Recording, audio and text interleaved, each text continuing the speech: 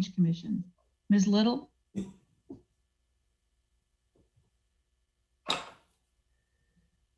Not unmute you. Representing, oh, sorry. I unmuted you. Okay, thank you. May it please the court, I'm Margaret Little from the New Civil Liberties Alliance, representing appellant Michelle Cochran. Michelle Cochran asks this court today to find district court jurisdiction to hear her challenge that SEC administrative law judges enjoy unconstitutional multiple layers of tenure protection. There are three pathways for this court to find jurisdiction.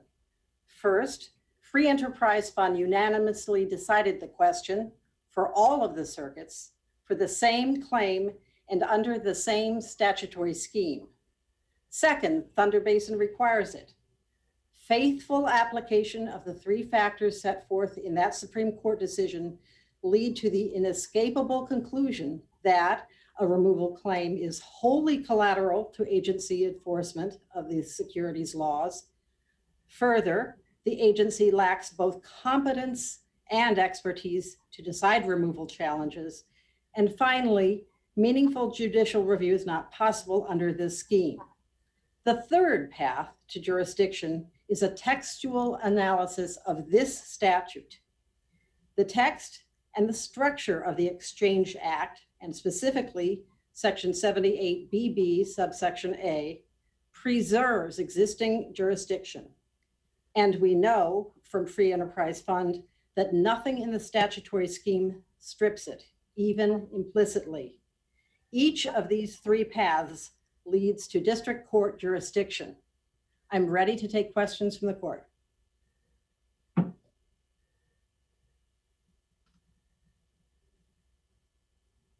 Ms. Little, let me ask you about Free Enterprise Fund. You mentioned that, and that is a key case. What route did the plaintiff in that case have to obtain judicial review other than by going to the district court under general federal question jurisdiction? Well, they could have violated one of the PCAOB rulings, but the Supreme Court said that was not necessary to do. They could have resisted the PCAOB investigation, and they would have found themselves in another judicial proceeding. The Supreme Court said in that case that hearing separation of powers challenges is so obvious for district court jurisdiction that the PCAOB plaintiffs did not have to undergo any of those hurdles. Whereas here, Michelle Cochran makes a much stronger case of aggrievement and the need to have her issue decided before the administrative proceeding proceeds. But at that exact phase in Free Enterprise, when they were just under investigation, you acknowledged there was no other route to judicial review because you just said they'd have to go further and incur a sanction. Right, and then the Supreme Court said, no, you don't have to bet the farm. We're not going to make you go through those hurdles. You said it's so obvious that a separation of powers claim can be brought in the district court. Can you name a case in which district court jurisdiction has been recognized for a plaintiff who is already embroiled in an SEC enforcement proceeding? Yes, we've cited several district court opinions in our briefing, but the plaintiffs in Hill and Gray in the 11th Circuit, plaintiffs in Duca and Gupta, and I think perhaps one or two more in the Second Circuit, the court found that there was jurisdiction to hear those claims. But all those were reversed by the circuits. They were, and I'd be happy to talk to you about the circuit jurisprudence on that point. Let me ask you about the circuit's jurisprudence. Is your argument such that we would implicitly be finding that each of those circuits was wrong? Yes. And let me ask you about... Well, except for one, I'm sorry, except for Jarkissi. Okay, most of them, however we count them up. Yeah. What should we make of the latest opportunity for the Supreme Court to straighten this out, which was the denial of cert 10 days ago in the more recent 11th Circuit case of Gibson? I think you or your association was on that petition. Were you making the same arguments to the Supreme Court in that petition that you're making to us? We do make the same arguments there, but as everyone here knows, the denial of cert could mean anything, including that they are waiting for a circuit split, which we are actively working on in the circuit today. We're aware of that, of your efforts. All right. Ms. Little, what is your argument that Jarkissi is not wrong or distinguishable? It's distinguishable because Jarkissi made no separation of powers claims, either appointments or removal. So in fact, the court there said it was a mine run objection to the proceeding, didn't it? It did, yes. But Jarkissi, it was a different type of claim brought, but it did directly address free enterprise and say that free enterprise does not apply when you're embroiled in an enforcement proceeding. Isn't that the way the DC Circuit saw it? Yes, but it was not considering a separation of powers appointments or removal claim when it made that decision.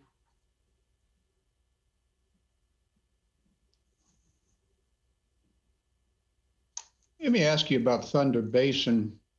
When they're considering whether agencies within their expertise could include constitutional claims, Thunder Basin itself doesn't seem as concerned, certainly as you are urging upon us.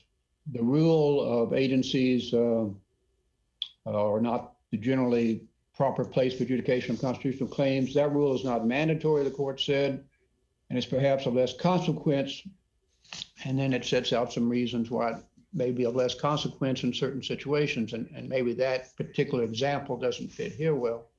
It seems to be that what we have in these other circuits is a situation in which the courts are concluding that because this issue ultimately can be considered after enforcement has begun, even if enforcement doesn't proceed all the way to a final conclusion, which goes to a Circuit Court of Appeals, it is still not the be-all, end-all that it's a constitutional claim.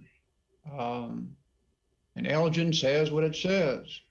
So help me understand why it is so significant to you that even though this is no longer a pre-enforcement case, this is not a pre-enforcement case, that the rest of Thunder Basin's analysis isn't equally applicable here to say that this constitutional claim can wait, can initially be decided. I guess you would accept by in the agency can be decided, but then ultimately will be reviewed.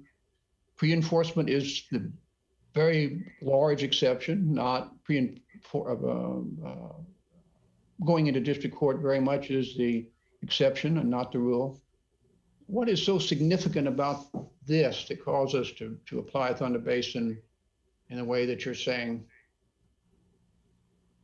Well, there are two ways you can look at this. One is what we have in our case that distinguishes it both from Elgin and Thunder Basin is that if we prevail on our claim, the proceeding for Michelle Cochran, the third proceeding, will be set aside altogether, necessitating yet an additional proceeding.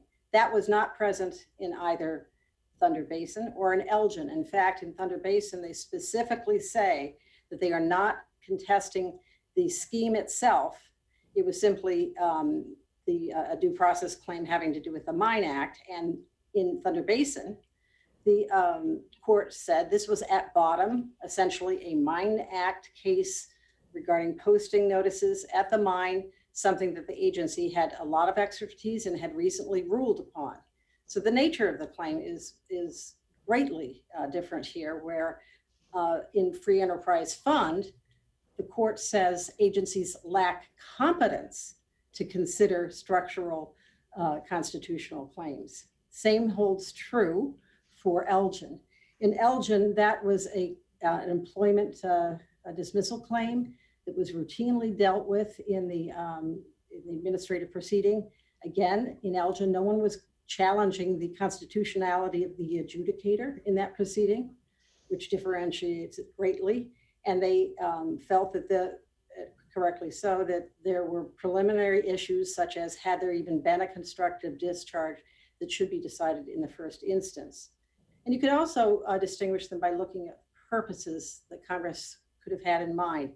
In the Thunder Basin case, the court considered legislative history that showed that Congress was thinking about channeling these claims so that they could be handled expeditiously, and they wanted to channel them there and not clog up the courts with those. Same holds true for the Civil Service Reform Act in Elgin.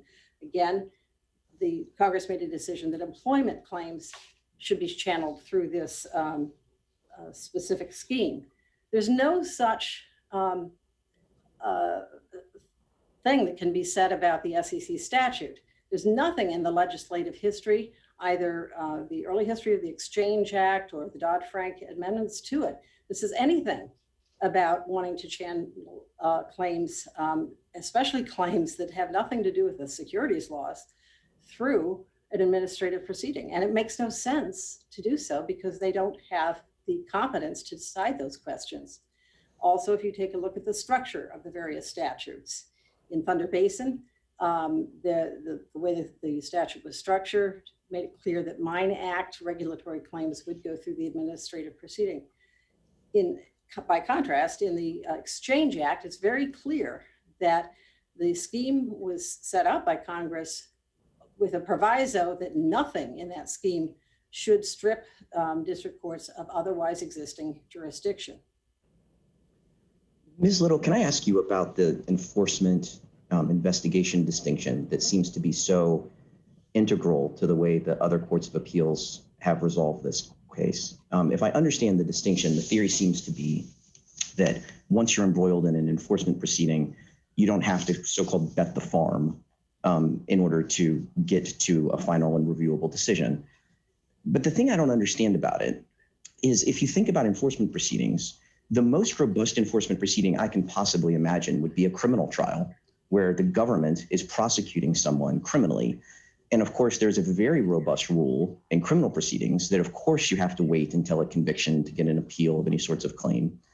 But the exception to that is an old and established one, is that you always get review, no matter what the government is enforcing, with respect to the claim that this tribunal doesn't have the right to try me. That's why, for example, you get an interlocutory appeal of a claim that this violates the double jeopardy clause. And in fact, I can't think of any circumstance where you don't get some Article III tribunal to review the question of whether this court has the ability to try me, or this judge or this tribunal, for whatever reason, sovereign immunity, the speech or debate clause, the double jeopardy clause, et cetera. Can you think of an area of law where we make someone go through an allegedly unconstitutional proceeding? And I don't mean that there's constitutional violations committed in the proceeding. I mean that the existence and the constitution of the tribunal itself is violative, and we make you wait until it's concluded to get a review of it?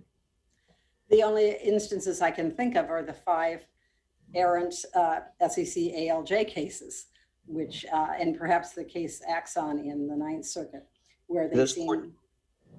I'm sorry. Where they seem to be deaf to the important points you make, which is the judicial review has to occur, and all that happens in this situation is there is the minuscule possible maybe opportunity for judicial review after your constitutional rights have been violated, and that cannot be meaningful by definition.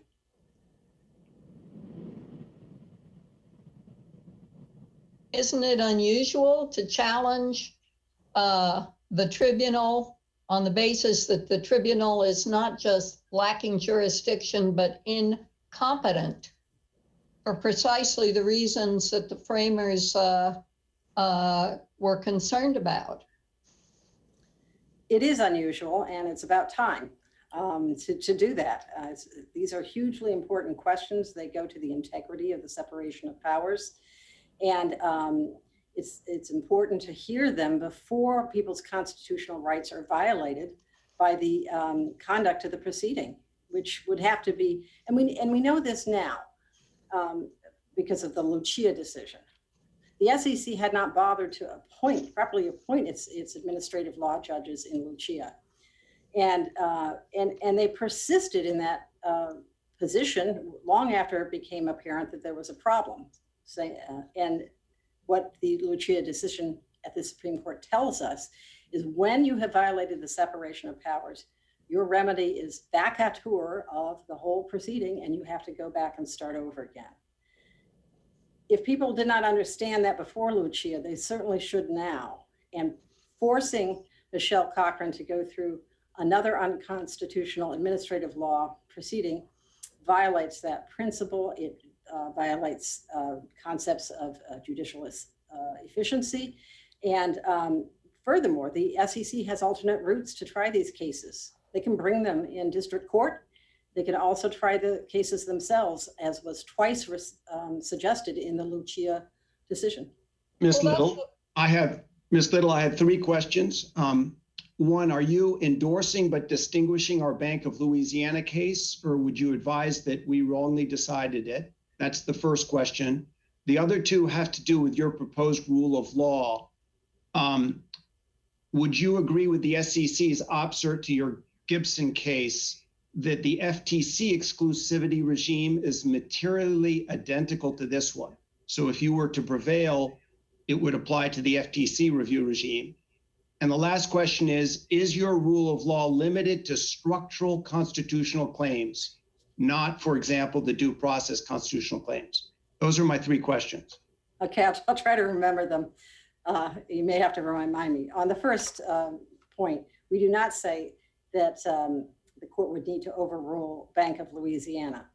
Bank of Louisiana had an express jurisdiction stripping provision. It said no court shall have jurisdiction by injunction or any other means to interfere with these proceedings. And it is so we don't think that that case was wrongly decided. The second question is it was having to do with the FTC, and the obsert in Yeah, Gibson right. says, yeah.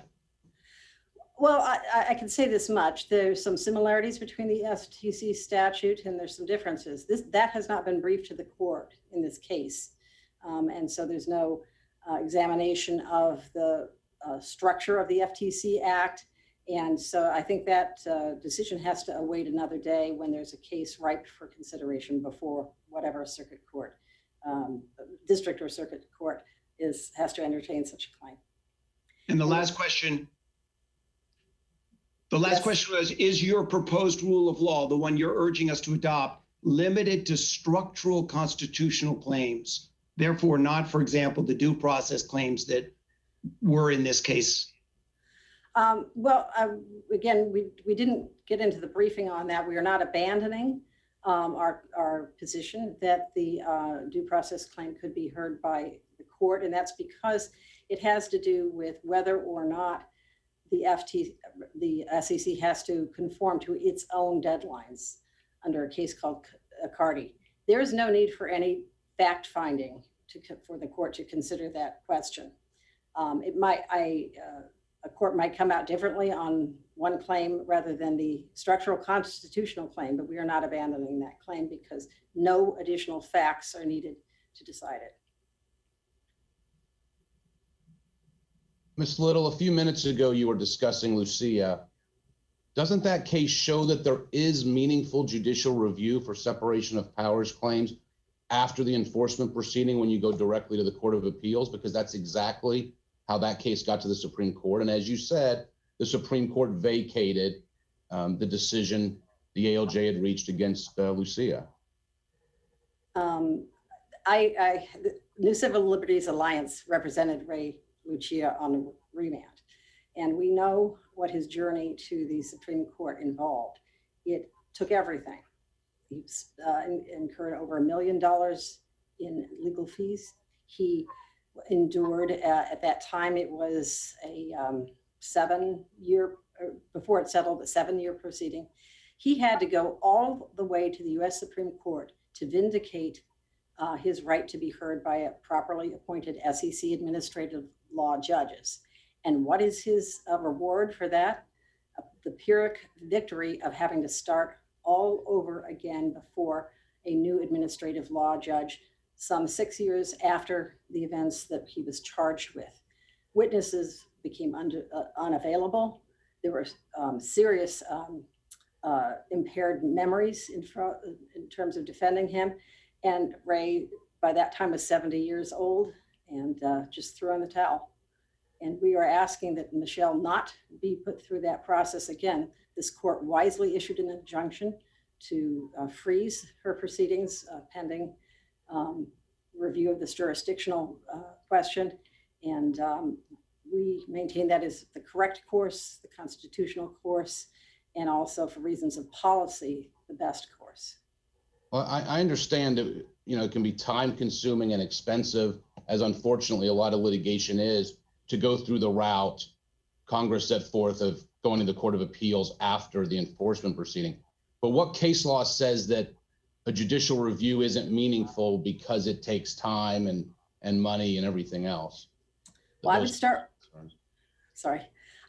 with Celia law, which says this is a here and now injury. Second of all, it can't be meaningful review because you can't unwind the clock. Elrod and other Supreme Court cases hold that deprivation of constitutional rights, even for a minimal amount of time, is impermissible. Third of all, the result will be a third hearing.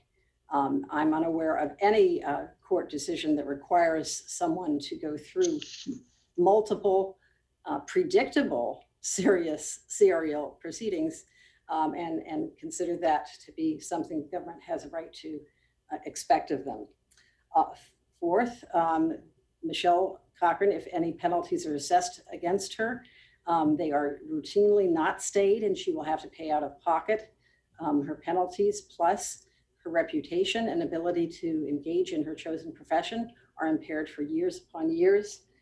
And documents in Michelle's case, documents are unavailable for her defense and witnesses have impaired memory. So all of those considerations show why this is not meaningful judicial review.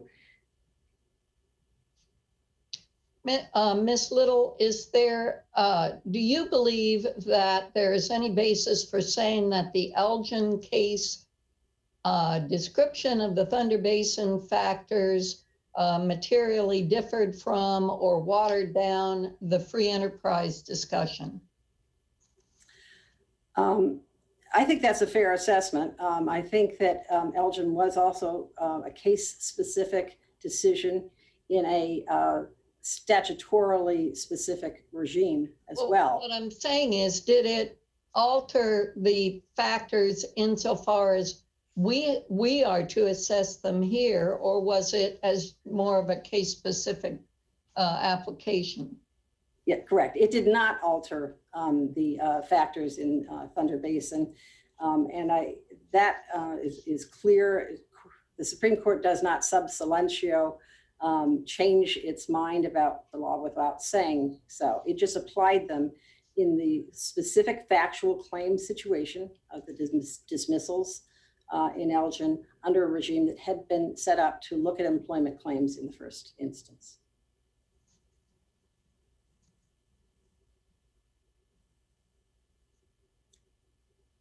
Going back to JARCSI, there may be some concern that you have now Justice Kavanaugh on the JARCSI panel and also on the Free Enterprise original panel in the DC Circuit. Are his opinions, are his evident views, his concurrence and so on reconcilable?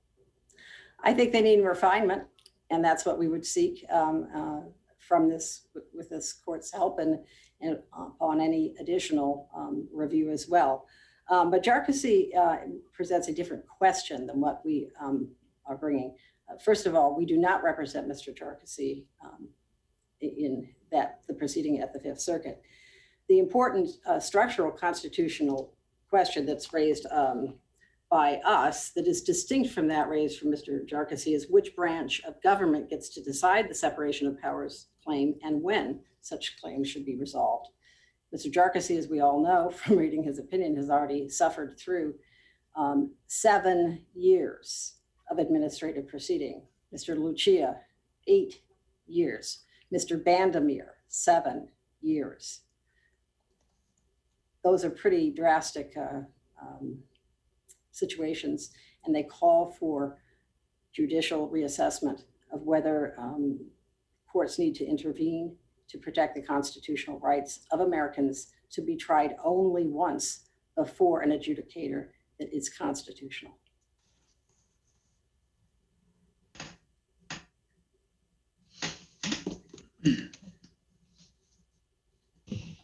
I think that concludes your time. You've saved some time for rebuttal. Thank you.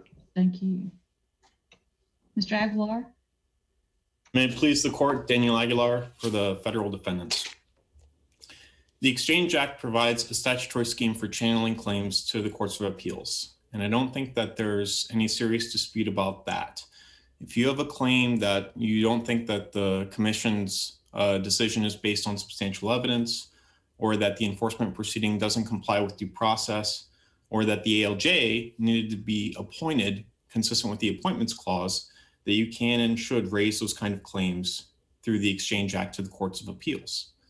And similarly, I don't think there's any question that removal challenges can and have been raised through that scheme. It's exactly what we were identifying in the first half of this argument with the Jarchese case, where Mr. Jarchese raised and preserved a removal challenge to the ALJ in his administrative proceeding. And so from that, I think there are three propositions that we can generally agree upon.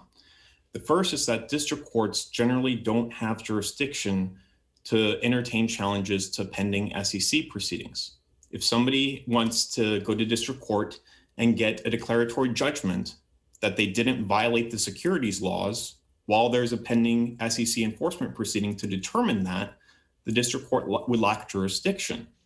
And similarly, if somebody says, my proceeding as it currently is going violates due process or violates my Seventh Amendment right to a jury trial, the district court wouldn't have jurisdiction to entertain that kind of a challenge, because that's a challenge to the proceeding that can be raised and preserved through the Exchange Act. Similarly, we know that constitutional claims can be channeled just like they were in the Appointments Clause context for Ray Lucia, or for the Appointments Clause context in the 10th Circuit for Mr. Bandemir. And the third proposition that I think we agree on is that you don't have to gin up an artificial challenge just to subject yourself to the Exchange Act's review provisions. And that's what the decision in free enterprise stands for, where you weren't in an enforcement proceeding. They didn't have to challenge a board rule at random. And not every board action would culminate in a commission decision that could be reviewed under the Exchange Act. So applying those propositions here, it's clear that the removal challenge can be addressed within the agency. Plaintiff has asked for the agency to assign this matter to an individual commissioner. And she says that that is an appropriate remedy for her claim, and that would remedy her alleged injury. Under all of the Thunder Basin factors, she can receive meaningful judicial review in the courts of appeals. As this court stated in Bank of Louisiana, that factor is generally satisfied when the statutory scheme vests judicial review in a court of appeals that can decide the issues raised. And that's clearly true here. The second is that it's not wholly collateral. If somebody were to try to, for example, raise a breach of contract claim with the SEC, or have an employment, I was an employee of the SEC and you discriminated against me or took unlawful action against me. Those are wholly collateral claims to the Exchange Act. They aren't meant to be reviewed within it. But here her claim is that a person assigned to an evidentiary hearing in the administrative proceeding that will result in a commission decision that Congress has said is reviewed under the Exchange Act, that challenge isn't wholly collateral. And the third is agency expertise, which the Supreme Court in Elgin and this court in Bank of Louisiana reiterated that means the agency can decide threshold questions such as, did you violate the securities laws? Are you liable? Or on plaintiff's due process claim, was this proceeding timely initiated?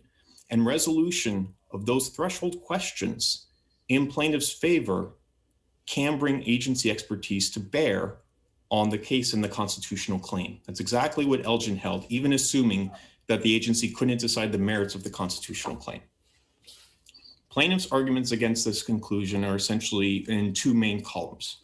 The first is that she says she can't get meaningful judicial review, as we heard, because these proceedings take a very long time and because she will be forced to participate in a proceeding where she thinks that the adjudicator will have some unlawful aspect to them, that the proceeding won't be constitutional or lawful. That's essentially the exact same claim that the Supreme Court rejected in Standard Oil, where the court said, you're right, this is going to require an administrative proceeding that you say was unlawfully initiated. And that kind of claim does not give you irreparable injury. Time and expense of litigation are not irreparable injury that grant you district court jurisdiction.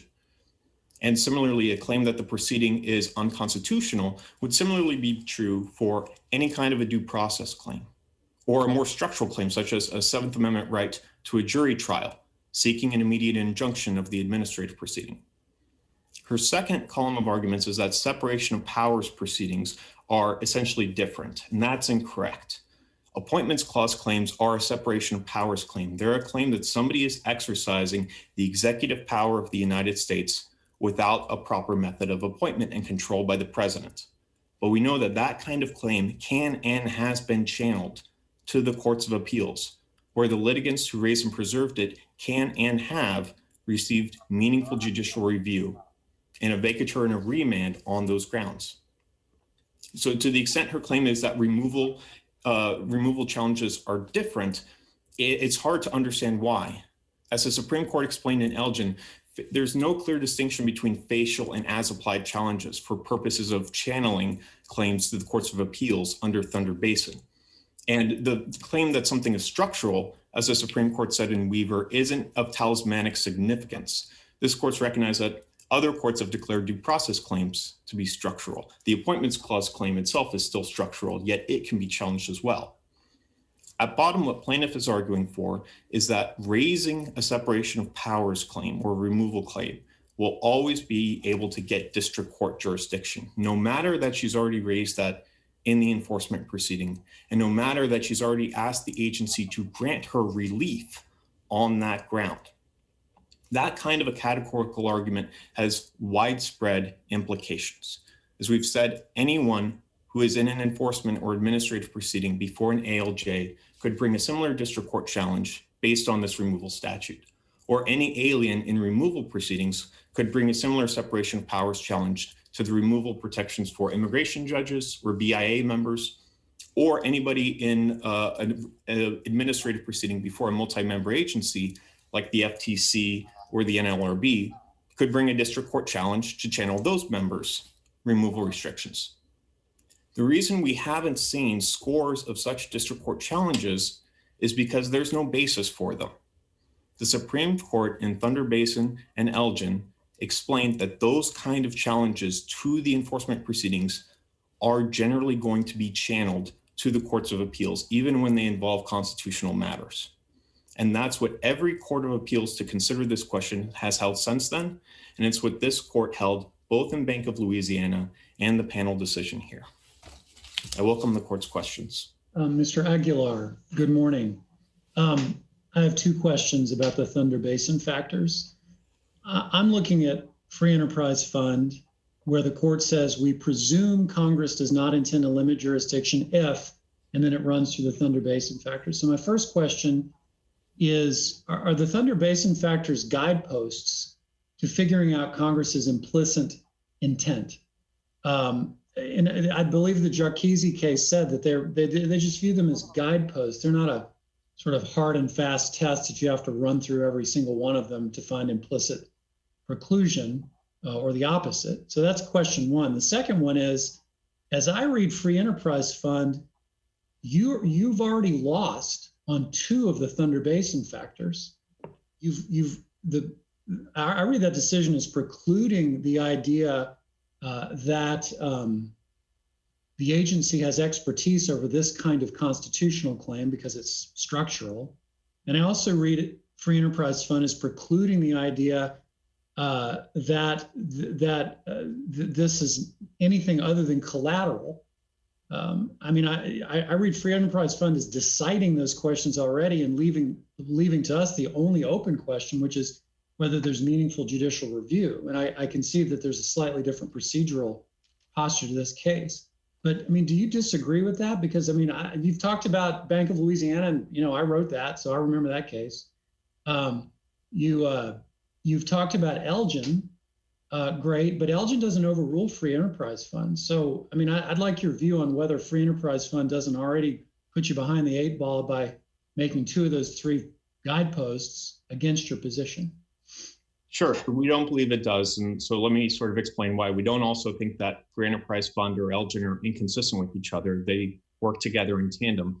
So on the agency expertise question, Your Honor, the plaintiffs in free enterprise weren't in an enforcement proceeding. There were no other threshold grounds for which the commission could rule in their favor, hypothetically, right? That's the factor that Elgin identified. If the agency can resolve the issue in your favor on other grounds, non-constitutional grounds, that's bringing agency expertise to bear. Since that wasn't available in free enterprise, the court explained, well, then the particular question there of removal isn't something that the agency can address. It can't bring its expertise to bear on that question. And then on the wholly collateral front, it is wholly collateral because, as the court explained, there's no way to get into the Exchange Act review scheme unless the plaintiffs there take some further voluntary action, incur a sanction, or challenge a board rule at random. And that's why they said that's not the kind of meaningful judicial review we're thinking of. But what this court said, as you know, in Bank of Louisiana, and I think what the Second and Seventh Circuits have said as well, is the Thunder Basin factors are guideposts. They tend to get together all of the factors which you might think are applicable to this channeling question. But the most important of those is whether or not there's meaningful judicial review. And what the court itself said in Thunder Basin was there's not going to be meaningful judicial review in particular schemes that channel claims to the agency, but then limit what a court can do on judicial review. And it particularly pointed to claims in the VA context, where the claim was, I'm entitled to veterans benefits, that was channeled to the agency. And then a statute that existed at the time said, the courts are not permitted to review the agency's applications of law in this area. And that's what Thunder Basin said, is that doesn't qualify as meaningful judicial review. But generally the courts of appeals, and what Elgin said is you do get meaningful judicial review if your constitutional claim can be addressed in an Article 3 court. There, the federal circuit, here, the DC circuit, or this court. Here's what I don't understand about your meaningful judicial review argument. We could live in a world, where sovereign immunity is addressed after trial, right? That the state can preserve it and it can be reviewed on appeal as a ground for reversal. And it would be an incredibly meaningful judicial review because unlike Ms. Cochran and Ray Lucia and all these other people we've talked about this morning, if the state prevailed on the sovereign immunity defense on appeal, they wouldn't have to go back and have a second trial in front of a second tribunal because they would be immune. But we don't live in that world because the courts have said uniformly for centuries that that's not meaningful because it offends the sovereignty of the sovereign, right? And so simply saying that the claim can eventually be reviewed doesn't make it meaningful. It simply begs the question of whether in fact it's meaningful. And when you look around at the other areas where people have raised claims about this tribunal is incompetent to try me, as far as I can tell, and please tell me if you disagree, I can't find a circumstance where we make that particular claim wait until the end of the proceeding. So I think there is a fundamental difference between your question and the posture of the case here, which is that there is no question that the commission has statutory and constitutional authority to initiate an administrative proceeding here. The question that Ms. Cochran raises is not even that it's ultra vires to assign that proceeding to an ALJ, right? The Administrative Procedure Act says you can assign these formal hearings to an ALJ. The question is whether the ALJ's removal protections would violate the separation of powers. Now, that's a kind of claim that doesn't go to her right to be tried or her right to be in a proceeding at all. It's a separation of powers claim, which I take, is of serious consequence if the executive branch is no shirking violet about raising these objections. But to your earlier question about, you would think of a criminal trial as being perhaps the foremost of this. That's true.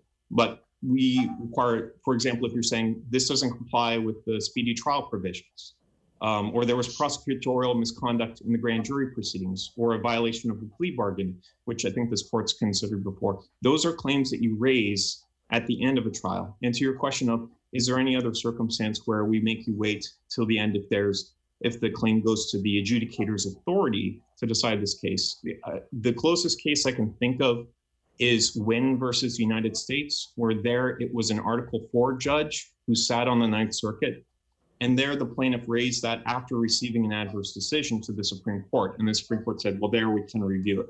So even though you had your appeal adjudicated before someone who wasn't an Article 3 judge and had no ability to actually sit on that panel, we can review and receive your claim after the fact, even though you didn't object at the time, too, showing that you can get meaningful judicial review by remand to a properly composed panel of the Ninth Circuit. Wynn certainly doesn't say that you can't mandamus that or get some sort of finality, I guess is the best way of thinking about it, review, right? And we agree. If you think that there needs to be immediate judicial review right now, the district court doesn't get jurisdiction, this court would. And the proper vehicle for that would be mandamus. And how does that not, the thing I appreciate you bringing it up, because I read this part of your brief with great earnest. If you give up the idea that the Article 3 tribunals can intervene in SEC proceedings through mandamus, I don't understand how you can hold the line with respect to 1331 jurisdiction, because all of the same arguments that you're making about, oh, this is going to be inefficient, everyone's going to be able to do it, it's going to apply to the FTC Act, all of those things would apply with equal force in mandamus, right? Well, mandamus is not a basis for jurisdiction. And there's that too.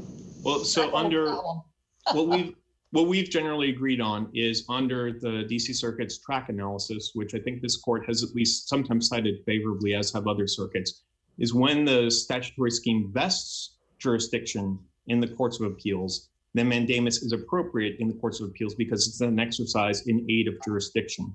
But to the point about efficiency considerations, we think that those generally underlie the reason why you think Congress is channeling these claims to the courts of appeals. It's not that, let me put it this way. The considerations of what's best, most efficient for resolving these claims is one that Congress made in setting up this scheme. So it's not that district court jurisdiction is better than court of appeals jurisdiction. It is applying the statutory scheme and figuring that out. So we agree, like, they could bring this claim in mandamus. Would you succeed on mandamus is a separate question, but jurisdictionally, that would be the appropriate path, because otherwise you would have a series of claims where there would be district court jurisdiction over separation of powers challenges to ALJs, to immigration judges, and all of these other matters, which is something that you can clearly tell Congress would not have intended to have scores of suits among the district courts potentially enjoining those kind of administrative proceedings. You know, your parade of horribles makes no sense to me, in as much as the Thunder Basin factors have to apply on a statute by statute basis, and we do not have sufficient briefing to determine the scope of ALJ cases to which this would apply.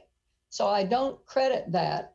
I also wonder, does this challenge the jurisdiction? Is this sort of a freestanding challenge, or does the SEC actually think that there would be defenses to asking an ALJ to determine that his or her appointment is unconstitutional?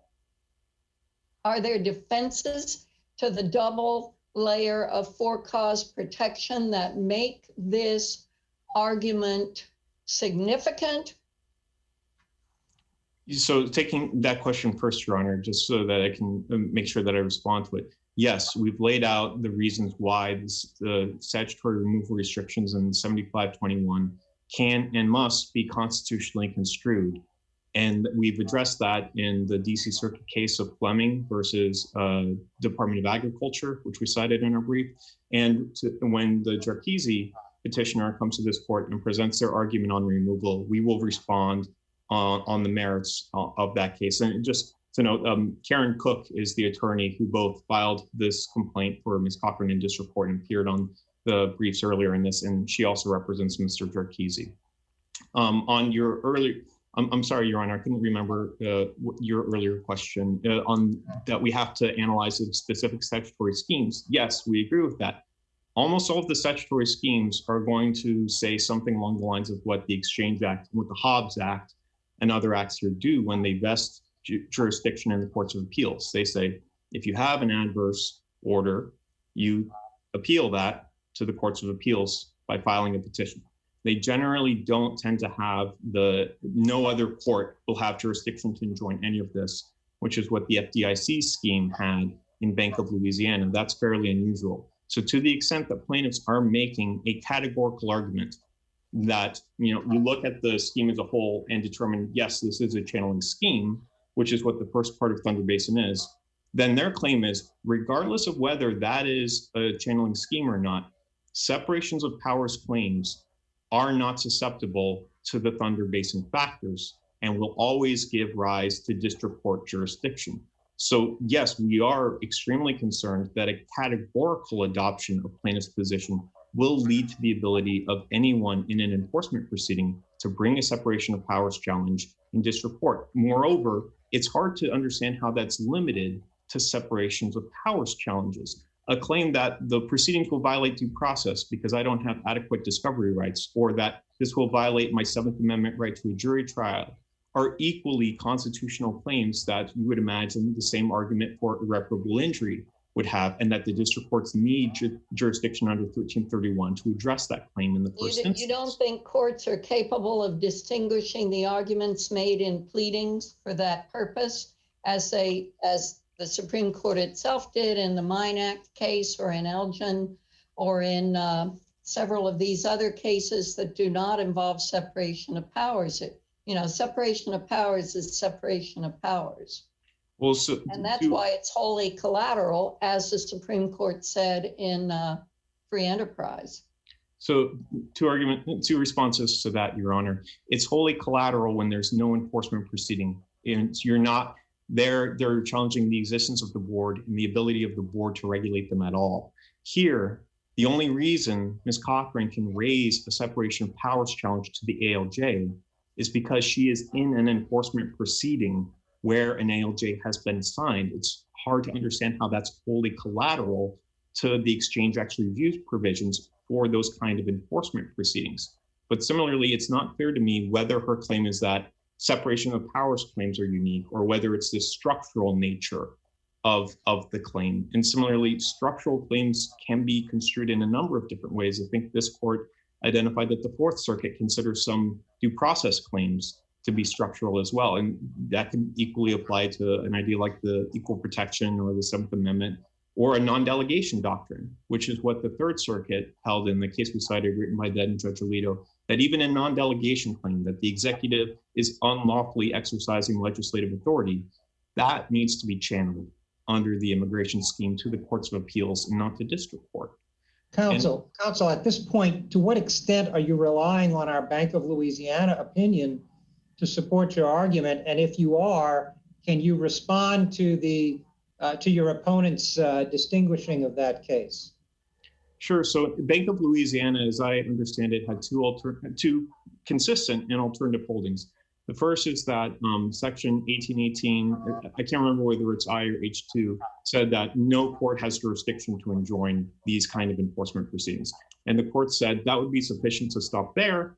And then in a footnote, but we don't need to rest on that holding or exactly understand how expansive that judicial bar is, because— So that first point, didn't the bank concede that? That wasn't that issue entirely, was it? I think the bank may have conceded it, yes. And then the court went on, as I understand it, over the next, I think it's 6 pages, to say we can apply Thunder Basin channeling here. We understand all of these other courts of appeals to have held this area. We find these decisions helpful. And then let's explain that you can receive meaningful judicial review over your challenges to this pending enforcement proceeding, that it's not wholly collateral because it's the vehicle by which you seek to overturn an adverse decision against you. And then finally, the agency can bring its expertise to bear. And there noted that there was a separation of powers challenge to the ALJ, but said, nevertheless, the agency can decide threshold alternative questions such as whether the bank's liable at all. And all this goes to show that the claim is properly brought in the Court of Appeals. Mr. Aguilar, the SEC's view seems to be that free enterprise fund is limited only to PCAOB investigations. And that strikes me as a pretty radically restrictive reading of that case. And am I mischaracterizing the commission's view of free enterprise fund? I think that we're not limiting it just to PCAOB proceedings. I mean, we've described it in those terms because that's the posture of the case. But for example, as I mentioned, if somebody says, I was an SEC employee and the agency unlawfully fired me, or I had a contract to supply services with the SEC and they unlawfully terminated that contract, or someone at the SEC has courted me, all of those claims would fall outside of the Exchange Act for the reasons that the court explained. They would be wholly collaterable. The agency wouldn't have its expertise to bear on it. But for the category of challenges where it is, I want to challenge regulation that the SEC is going to promulgate, I don't think that, and I've seen this challenge in the FDA context, I don't think the person who signed the rule is properly appointed, or I think that their civil service protections are unconstitutional, or a similar challenge in the enforcement context, which is what we have here. That is a challenge to the promulgation of a rule or the SEC's final decision or order. And that is something that the Exchange Act does apply to. And I don't read the court's opinion in free enterprise as categorically saying for those kind of challenges to forthcoming SEC orders or rules that you don't have to follow the Exchange Act's channeling scheme. And again, here we're reiterating, nobody's disputing that she is going to get judicial review of her claims de novo, that this court can address the merits of the constitutional claim. And that's exactly what's presented in the Marchese case, where this court can decide the merits. The only issue here is about district court jurisdiction. Can I ask a follow-up to Judge Willett's question? I do understand, though, that the SEC's position is that as to this kind of separation of powers claim, as to the ALJ, she obviously could not have brought it during the investigation phase, as you understand PCA, the free enterprise case, to authorize it for PCAOB because the ALJ had not been appointed yet. And then after the enforcement proceeding begins and the ALJ is assigned to her case, then she can't bring it because she's barred by 78Y. So she never gets review under free enterprise of this claim. That's the position, right? Well, I think that's the second part, you're right, is for the channeling purposes. The first part, I think, falls less into channeling and more into what this court was discussing in Energy Transfer Partners and Total Gas, which is ripeness, right? If you have a challenge to the agency as a whole, before there's an enforcement proceeding, before one's going to be imminently forthcoming, right? The pre-enforcement challenge of Thunder Basin, then you can raise that kind of claim. I think that's what free enterprise stands for. But to raise a kind of challenge to the ALJ on separation of powers grounds, like one, you might have standing issues because they don't understand what the fairly traceable harm to the ALJ in particular would be. Well, just more fundamentally, what this court said in Total Gas is that that kind of an appointments clause challenge or other challenge to the ALJ would rest on a series of contingencies. You'd have to wait until there's a final order against you. And then once that's there, then it's right. And then we can review it at that point.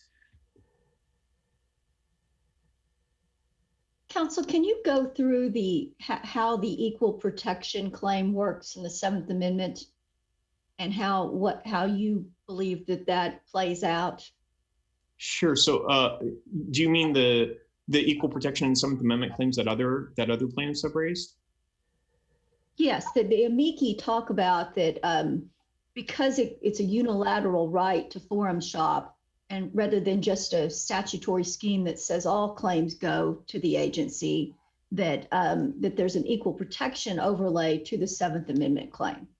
Right. And so that's very similar to what the Supreme Court addressed in Thunder Basin, where the Mine Act statutory scheme vested in the Secretary of Labor the authority to choose whether to bring an enforcement action in district court or in an enforcement proceeding. And there the court said that goes to show that Congress wanted to give the agency the choice of where to bring the suit, not to allow the respondent in such a proceeding to choose whether to continue to engage in that enforcement proceeding or to bring a district court action.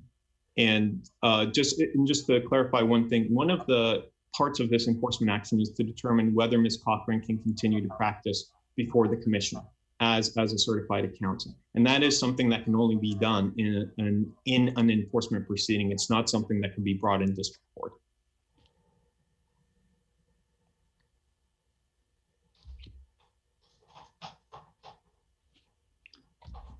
So So you're saying the review after the fact is what would be provided for, and that would be satisfactory under the Supreme Court precedent?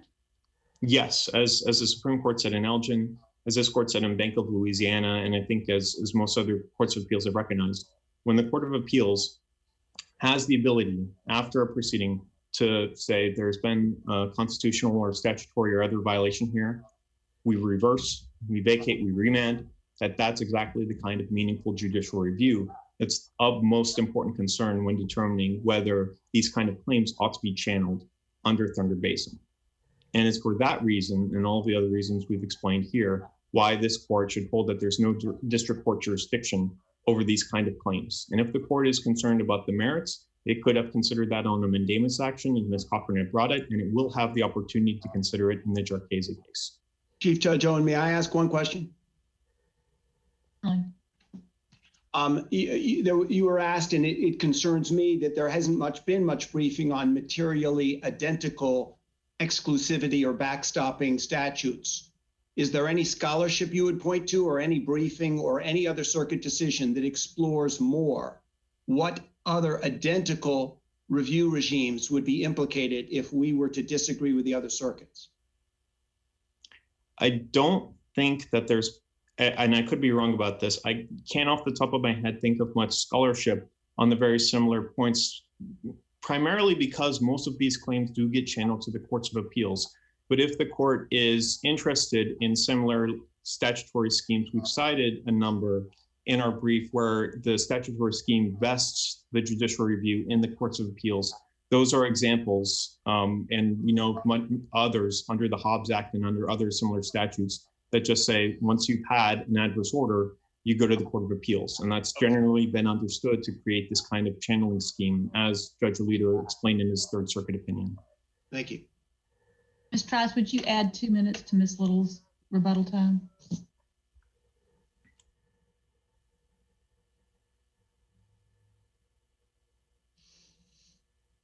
Yourself. Ms. Little, you need to unmute. Okay. Am I unmuted now? Thank you.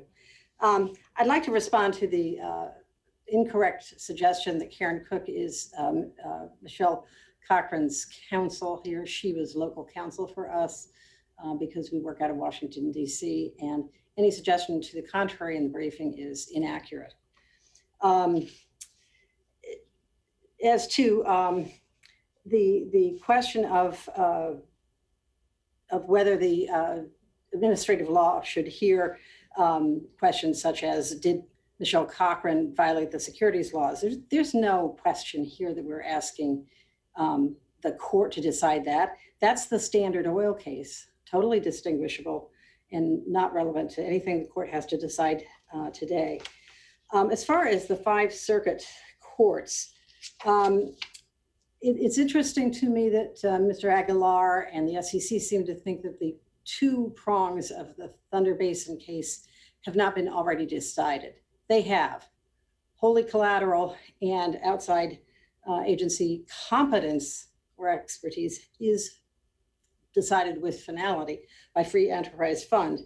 And what is interesting about the 5 circuit court cases is the first of them to come down, Bebo, concedes as much. And they said, but we think the meaningful judicial review is the more important rule.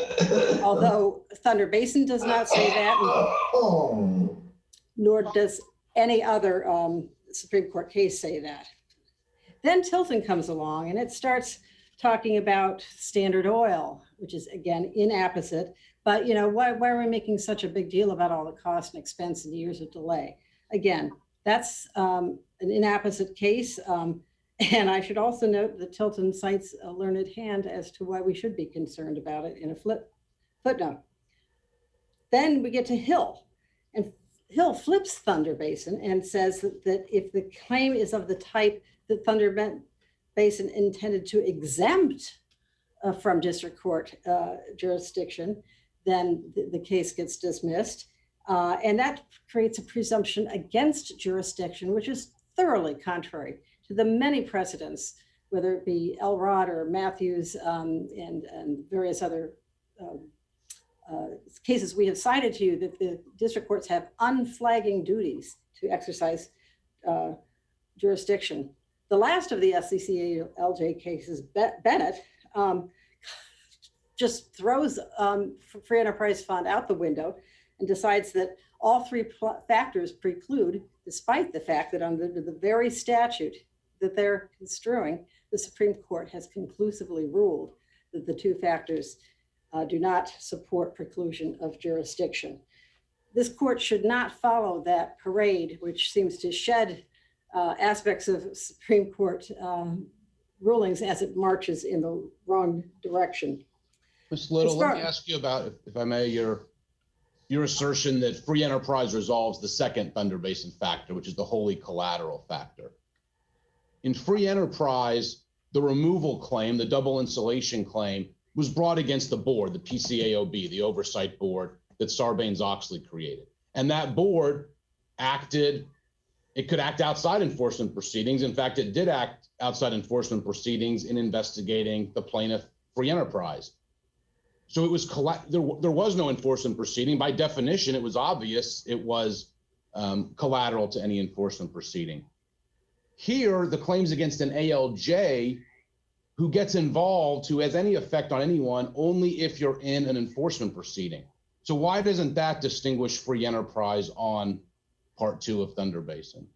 It makes an even stronger case that this is wholly collateral, because the very power of that ALJ to sit on Michelle's case is in question. It is not something the court, the administrative law judge is going to decide. They can't rule on their own qualifications to sit. They may do it, but as two commissioners of the SEC said in an administrative appeal, it's fine for the commission to opine on separation of powers, but that question has to be decided in the federal courts. And as far as sorting out other constitutional claims, I think the Thunder Basin factors do that well. And I just want to go, if you're going to move on, I just want to loop back on my question. But you'll agree your client has no claim here unless the SEC had brought this enforcement proceeding and assigned the ALJ. Well, that's the posture in which it arose, yes. And I think Mr. Aguilar conceded that should she just walk in without a pending proceeding, she would be struck down on ripeness. She'd be struck down on the final agency rule, which SEC and other agencies wield so successfully in the federal courts. So she would have no remedy, which places her far more in the situation of the plaintiffs of Free Enterprise Fund than in some of the other cases we have been discussing today. As far as the ALJ. Can you respond to the availability of the mandamus argument that's been made? Well, my first response is that was brought up too late in the proceedings for the SEC to pursue that. There's nothing in any of the case law that I have researched in any of the circuits that require mandamus to be raised by mandamus. And as Judge Jones noted, that's not even a jurisdictional question. I did find a case that says that circuit courts can, in the appropriate situation, convert a claim to a mandamus claim if it decides it must be raised in that fashion. But again, there is simply no authority anywhere in the federal courts that suggests that a plaintiff has to raise this by mandamus to the circuit court. I want to just close by saying that under the decision below in the 5 circuits, Michelle Cochran must run through this administrative gauntlet before the very administrative law judge whose legitimacy is constitutionally defective before she could ever see a federal court. That result is disturbing and is illogical, but furthermore, it is not based on any statute divesting jurisdiction granted by Congress, but upon an implication drawn from the mere existence of the administrative scheme. That's an unthinkable state of affairs. It sets up respondents for repeated nightmares of an endless trials that never end, and the process becomes the punishment. We got your argument. Thank you. Thank you, Thank Kim. you. Thank you very much. The court will take a brief recess.